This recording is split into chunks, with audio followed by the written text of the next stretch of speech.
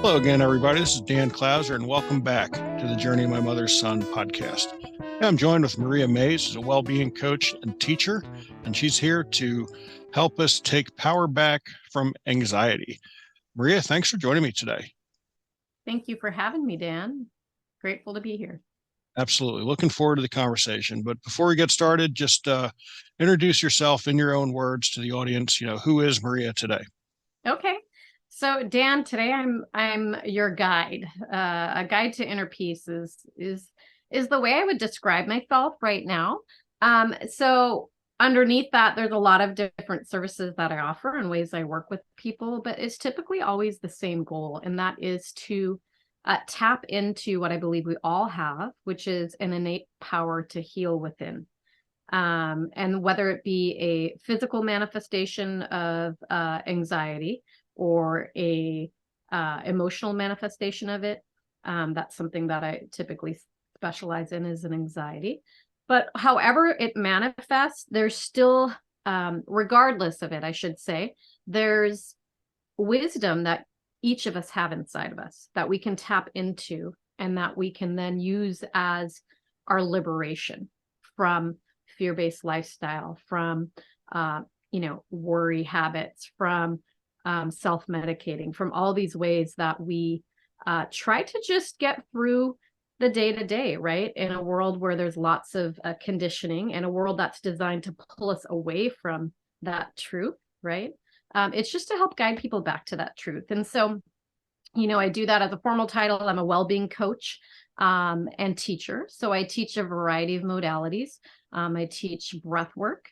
I teach yoga, meditation, mindfulness, including mindful wine tasting, because I'm one that made a transition from self-medicating my anxiety to being able to mindfully enjoy a glass of wine, let's say, without it the intention to numb pain, right? And so, as well as Ayurveda, which is just a holistic, consciousness-based approach to health.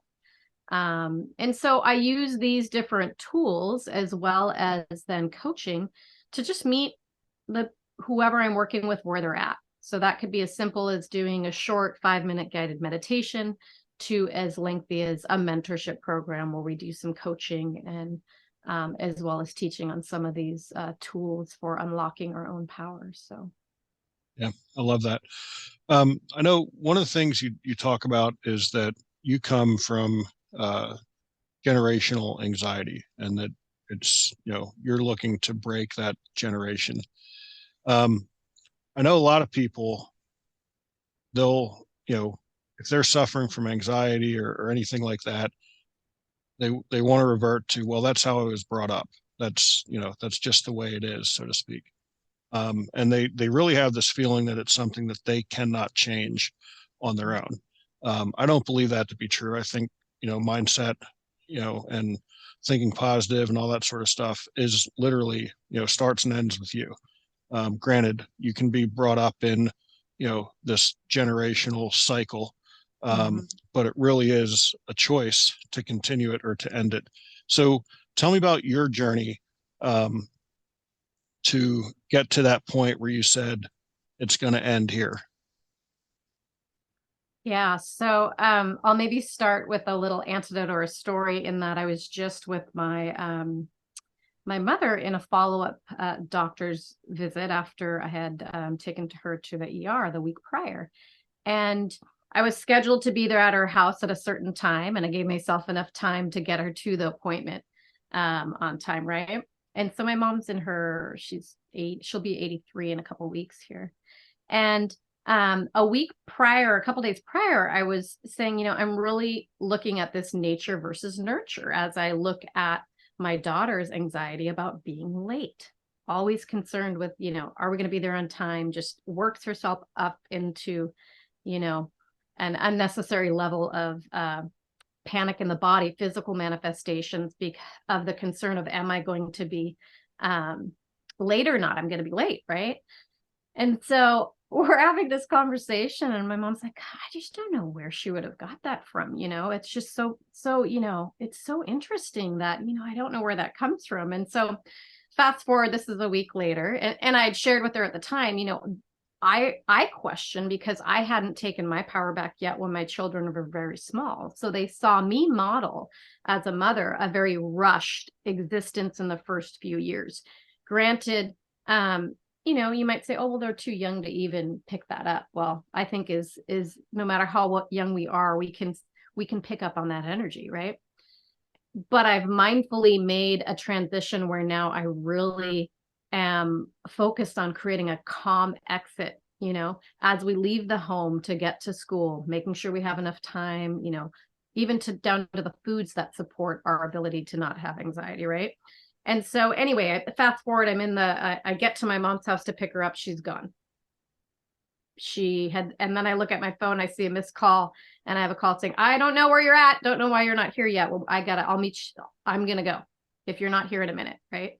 We still had plenty of time. Right. And so I drive them to the doctor's office, and it's, 6 or 7 minutes before the appointment. And there she is standing in line, and I just giggled when I walked in and said, so you were, well, I didn't want to be late, because they get a little upset if you're late, and I just really didn't want to be late. I just was worried about being late. And so I giggled a little bit and said, I wonder where Peyton, my daughter, where she gets that from, Mom, that wanting to be late. And so we had kind of a chuckle, and then started talking about her mom. So that was not a direct answer to your question, but just since it just happened, it made me laugh, and I thought I'd share that. So my particular acknowledgement of it is, well, first, it's just acknowledging that there exists this deep level of anxiety ingrained in my bones, right? And so I'd found myself in a real fear-based lifestyle in my 30s, and was diagnosed in my early 30s, but my symptoms started pretty early on in childhood.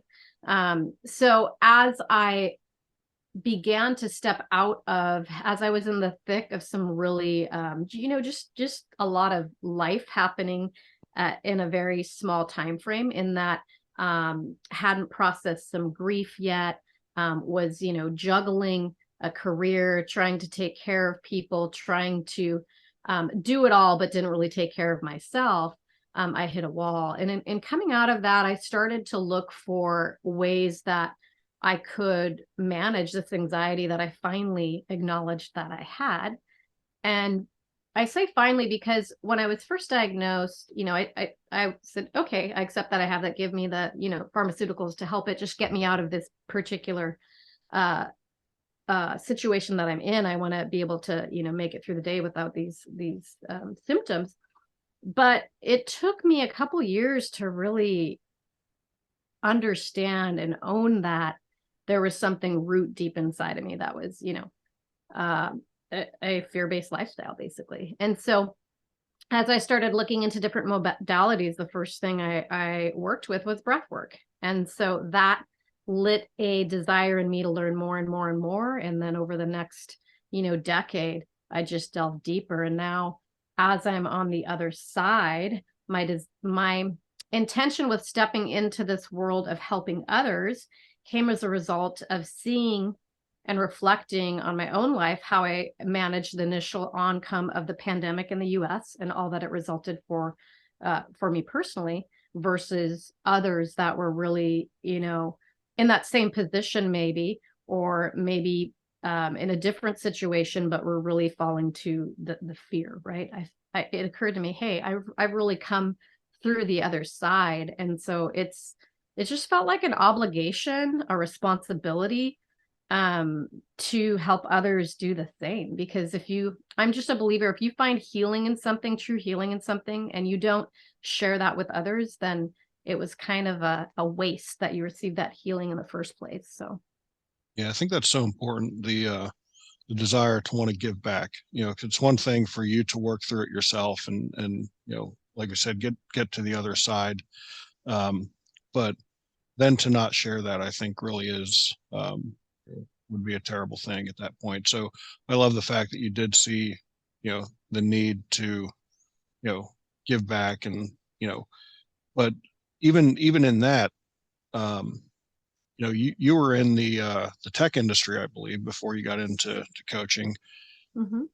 that's a big jump, going from corporate America um, to, a wellness coach. And there had to be a little bit of anxiety involved in just making that move in and of its own right. So, tell me a little bit about that decision and what it was like to, again, have to overcome this anxiety of, Sure.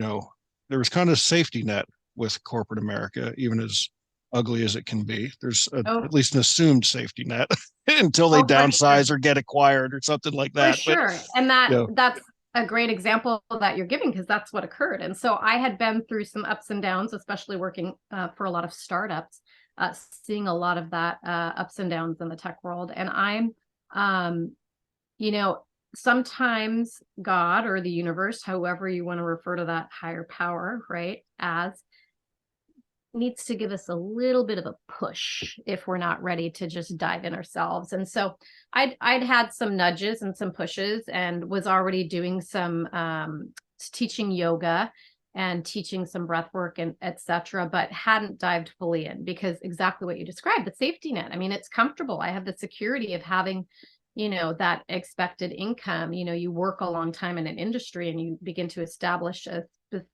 set of, a reputation within an industry. And, you tend to, at least I found myself really, I had really identified with myself as this, businesswoman in the software world.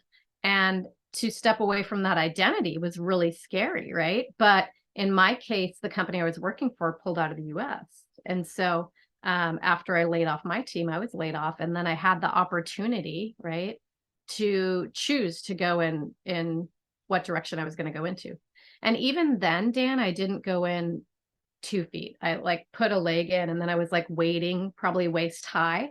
Still did some contract work on the side, right? To help to be able to pay the mortgage for crying out loud, while I continued some studies on my own and some self-work on my own and really digging in and looking at my truth. Is this what I'm supposed to step into?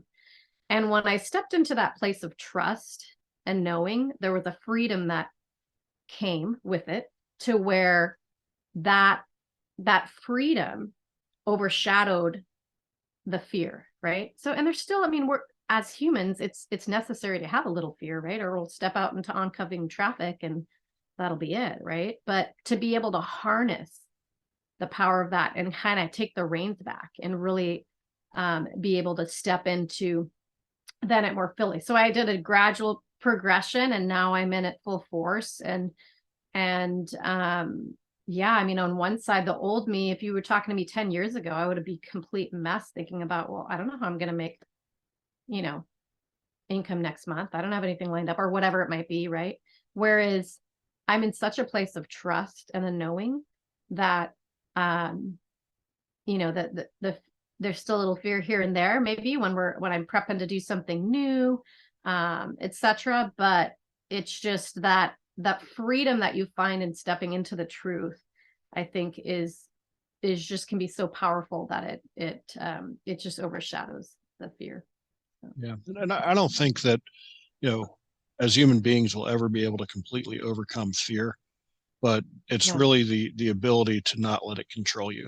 Um, yeah, because it's even a choice, right? right. I mean, even our own personal journey that led us to, deciding to live in in an RV full time and travel around the country doing volunteer work. And, really for me to dive in, you know, full force in podcasting and, you know, more writing and that sort of stuff.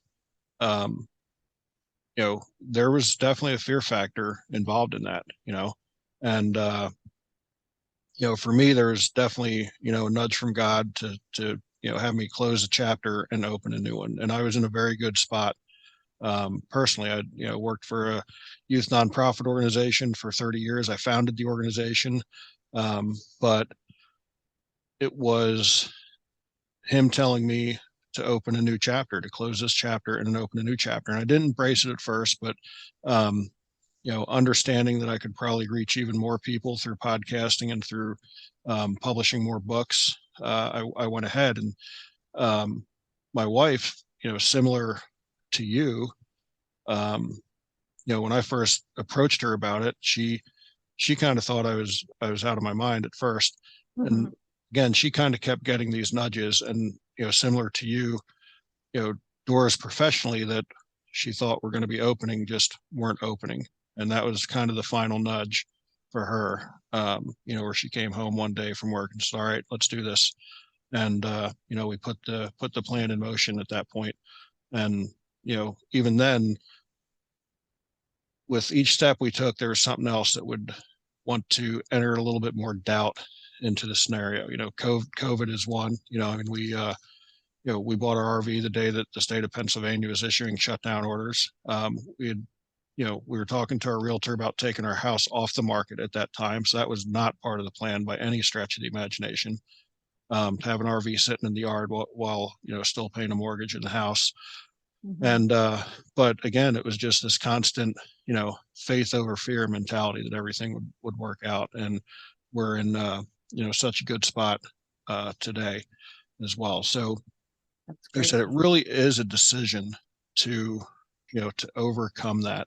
So when people are coming to you and struggling with that, like what are some of the things that makes them finally say, okay, I can't figure this out on my own. I need somebody to mentor me, to help me through it, to walk me through this Mhm. process.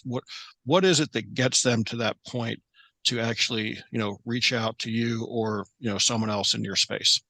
Yeah. So I would say, everybody comes to that point in their own way, right? So in some cases, it might be as simple as, I I saw you do this breath work, for example, on the, do a little breath work on the news or whatever it might have been. And I never thought about that before. So I just tried it.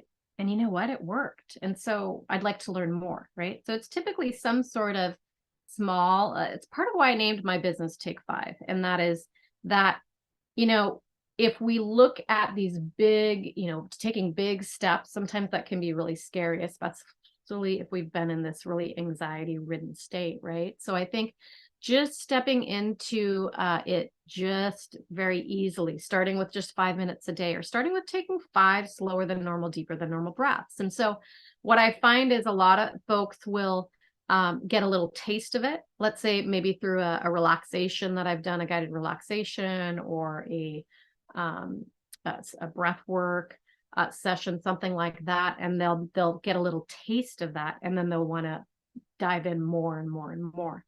Other cases, they're referred by their therapist, sometimes. So coaching is quite different than therapy, as you know, but it can work hand in hand. So to be an additional support system. In some cases, folks coming out of recovery and wanting to have a support system there to continue on the journey. And in other cases, not knowing exactly what it is that they actually even want, but they just know something's missing, and they're feeling stuck and can't move forward. And I found myself in that boat for sure before too. So I think my intention with having a wide variety of services that I offer is just to really meet the individual wherever they're at. So a lot of times we're not ready to fully dive in, but maybe we want to put a toe in, kind of like I did at first when I was starting the business. And I think there's so many different modalities out there, and our current Western medical system is now starting to validate all these old wisdom traditions, starting to validate, what faith, what prayer, all these things that, many of us have known for many a year, right? That they work, but we're starting to see data validate this. And so if we have the ability to up level our health, right? To cultivate a lifestyle that turns on the genes that promote healing and health and longevity, and turns down the genes that promote disease and dysfunction. I think the majority of the population is interested in doing that. But what prevents us from doing that, I think, is the conditioning of the world, and the media itself is designed to pull us away from those truths, right? And so we are in this world of just a distraction. And what I think some of us found during the onset of the pandemic, when we had a little bit more time and a little bit less busyness, when we slowed down a little bit initially, is to start asking ourselves these questions and start thinking about, okay, is there more than just this? So everybody comes with a different reason or desire, but it's truly at the point where there's something more. You have that potential within you, but you just need some guidance. And that's truly what I'm there to do, is to guide, to teach you in some of these modalities, and to help you uncover that wisdom that's inside you. It's inside of us all. It just gets forgotten because all these layers are built up from past traumas, from conditioning, from expectations, from just living on Earth. So, Yeah, and we do live in a society where there's a pill for everything, and if a doctor's not giving it to us, many times we're self-medicating somehow through a bottle or another form of pill or whatever the case is. So it is refreshing to see. I've got so many people who I've had on the show who talk about a holistic approach, who talk about just changing your lifestyle and changing your mindset, and how that can have such incredible you know great health benefits. And it's definitely refreshing. I think we have a ways to go, because I think it's a constant battle.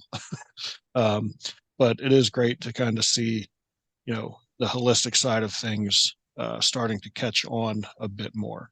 Sure. yeah, and to have that um awareness, that self-awareness, followed by self-compassion, to know that all of these things are available to us, right? So maybe we are on, for a time like I was, pharmaceuticals to help manage anxiety, or in prior to that, seizures. So those pills were good.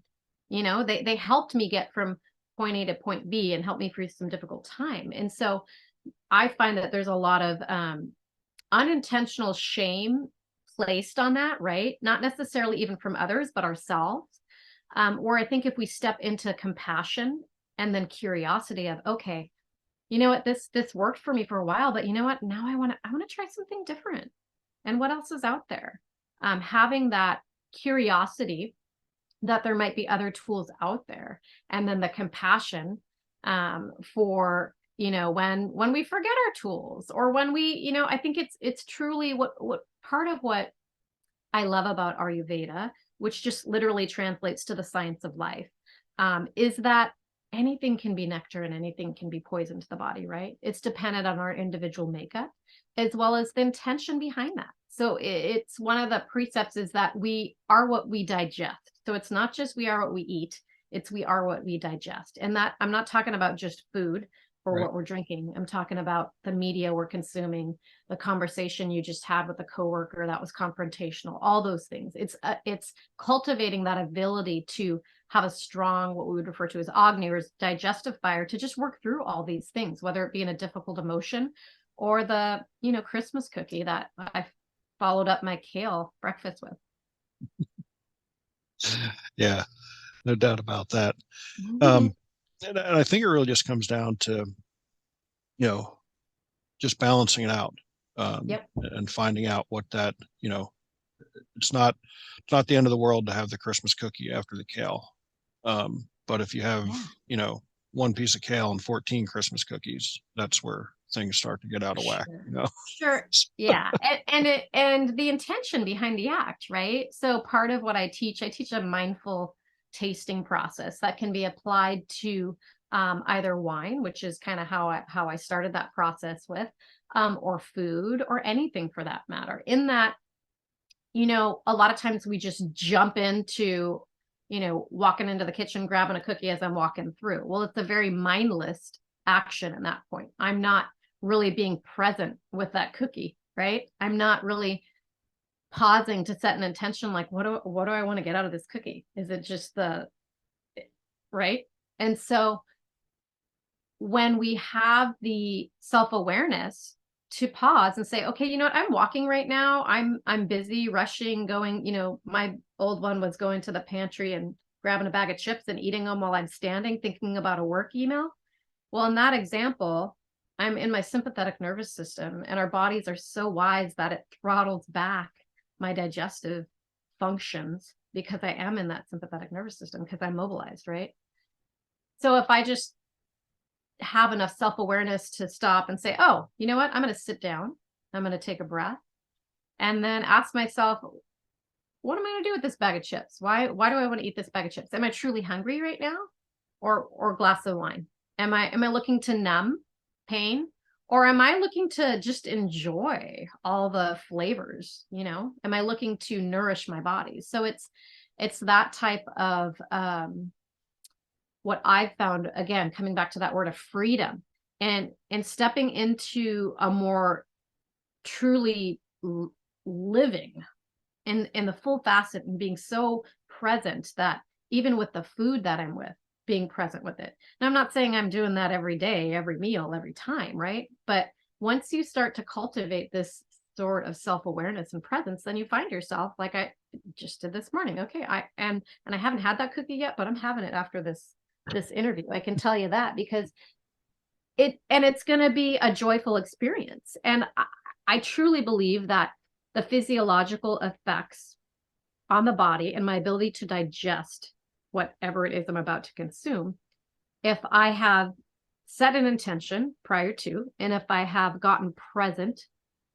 by being really self-aware about what I'm going to do, that which I'm going to then consume, whether it be scrolling on Instagram, whether it be looking through the news feed, or whether it be ingesting a cookie or kale or a glass of wine, I think it's just the effects are completely different if I've stopped to become present and set an intention. Yeah. And what do you say to people who come to you with the theory that it's too late to change? Because even going back to myself, I mean, I just turned 50. I had worked, and again, founded this nonprofit organization, was there for 30 years, literally 60% of my life. But it wasn't too late at that point. My mom started a second career in her late 40s. And I think, again, there's this mindset that, we have to stay on this path for forever and ever. And that's just, in my opinion, truly not the case. So when somebody comes to you thinking it's too late for them to make a change, they're too set in their ways, or, whatever their excuse is for thinking that they can't make the change. What is your response to that? Is that true? I No. would ask that person, is that true? Is that your truth that you are too old to make a change? I mean, right? So that's what I would ask them. And I can tell you that, I've just come out of I'm just finishing up with starting with one and finishing up with another client that's in their 80s. And, it's never too late. It's never too late. But I'm not going to tell you that. I'm going to let you come to that conclusion yourself. Yeah. But I've seen it. I mean, I'm blown away on a daily basis how practices like learning how to regulate our nervous system through breath work and getting still through meditation and mindfully moving the body to release frenetic energy, how these practices can transform our lives. I mean, I just finished working with a group of chronic pain patients, and the age ranges were probably, I would say at the youngest, early 40s to I would say mid to late 70s. And the outcomes that I saw when these folks had taken the all different, backgrounds, all different cultures, even all different physical ailments, all different levels of depression and anxiety. But to see this group take these teachings and then apply them and then come back and share with me, this is how it change. This is how I'm doing now. I'm no longer in speech pathology. I'm no longer doing this because they're using the practices. It's so inspiring that it really has put me in a place of just thinking there's no age, there's no culture, there's no being in a human body that can't benefit from these types of tools. And there's no such thing as being too old or too weak or too big or too small, in terms of just being able to tap into our truth and tap into the wisdom that we have, because we all have it. It's all inside of us. Yeah, I love that. I love that. Maria, is there anything that we didn't cover that you'd like to talk about before we start to wrap things up? No, I think the main thing that, the reason I have a lot of gratitude for you offering me this opportunity to chat with you is just the message I'm trying to get out there is that we are all more powerful than we think. Yeah. And there's an opportunity for us to take back our power by using tools like our breath, by using tools like grounding, and just coming back to that quietness that can allow us to tap into the wisdom that is inside of us. And so I just encourage everybody to take some time to just sit with their breath, and certainly would be happy to even walk you guys through that right now if you'd like. Yeah, I think that would be great. I would love that if you'd be interested in doing that for us. Yeah, let's do that. So I just want you, anybody who's driving, if you're listening driving, I do a lot of my podcasts listening driving, keep your eyes open. But for the rest of the folks who are listening, if you're in a situation, in a space where you feel comfortable closing your eyes, then I encourage you to close your eyes. And if you aren't, if you are driving, a simple way to get a little softer with the eyes is to just yawn. So when we yawn, it helps us get into a little bit more relaxed state. And I just want you to just bring your awareness to whatever part of your body is touching the floor. And granted, if you're in a car, it's those wheels making contact with the road, right? But whatever type of flooring we're on, whether it's pavement, whether it's carpet or hard floor, underneath that is a structure, a foundation, right? And underneath that is the soil, the topsoil. And if you could just imagine the moistness of that topsoil, especially with the cooler weather right now in most parts. If you can imagine the sensation of the soil underneath that, so getting a little denser with the soil, more compact, and just even allowing your awareness to imagine what it would be like to touch the bedrock, the core of the earth. And we're just going to allow this sensation of being connected with the earth, even if it's through multiple layers of floor, to just offer us that stability, that support, that safety. And bringing that awareness now up through the flooring, to the legs, to the knees, up to the hips, and that space in between the hips. And allowing now the back, the lower part of the back, the lumbar, from about your tailbone to your navel, to just get a little bit longer. So just looking to create some space for those discs in between each vertebrae to stretch out themselves. And from about the navel now to the center of the chest. Just allow that awareness to go out to the shoulders and just notice, are you carrying some weight on your shoulders? Maybe the weight of responsibilities, of the to-dos, the holiday hustle and bustle, the work expectations, the responsibilities with the kids, the mortgage, all this stuff. Let's just release that just now. It'll be there later on, but let's just let it go for now. And so we'll inhale, maybe take those shoulders up towards the ears. And as we exhale, release the shoulders back down and release that weight you're carrying. Let's do that again. Just inhale, taking the shoulders up. Exhaling, just dropping all the stuff. One more like that. Shoulders rise up with an inhale. And as you exhale, just release some of the physical manifestations of that weight. And just allow the awareness now to come into kind of the cervical spine, the neck area. Just notice if you could get a little bit longer there. And then towards the top of the head. If the top of the head was lifting up towards the sky, how does it feel to be just more long in the spine from tailbone to the top of the head? And bringing your awareness to your breath now. Just notice it going in the nose and out of the nose. Maybe you can sense its temperature, maybe just its pace. And just see if on the next inhale, you can lengthen it a little bit more.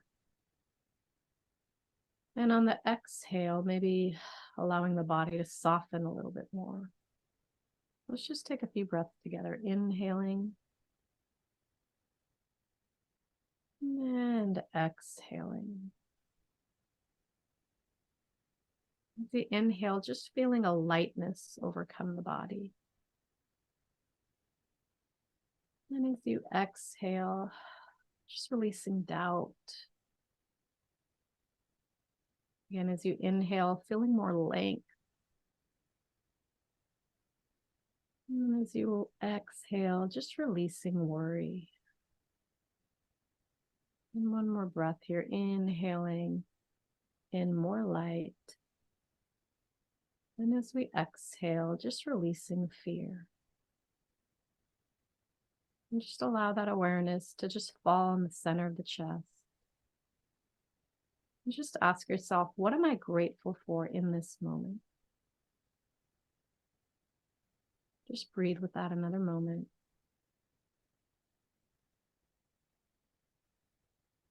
And when you're ready, slowly opening the eyes.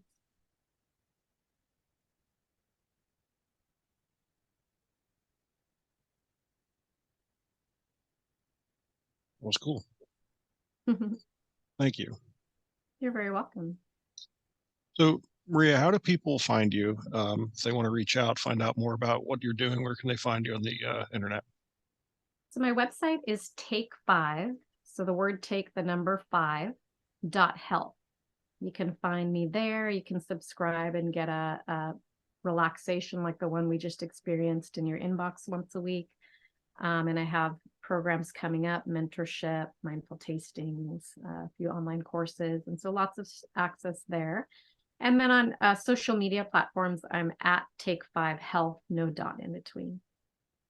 So, Maria, that brings us to our final question. As you know, the subtitle of the podcast is Many Little People in Many Little Places, which comes from the opening lyrics of a Michael Ferrante song, Gloria, which go, when many little people in many little places do many little things and the whole world changes. So it's one of the little things that Maria does on a daily basis to make the world a little bit better place. So I do exactly what we just did. I ground myself, connect with my breath, and just get quiet so that I can show up more fully for everyone I interact with. Love that. Love that. I really enjoyed this conversation. And for those out there listening, be sure to check out my other podcasts and blogs at journeymymotherson.com or danclouser.com. While you're there, pick up a copy of my most recent book, The Journey of My Mother's Son, Volume 1. Maria, again, I really appreciate you taking the time. This is a great conversation. Likewise, thank you so much, Dan.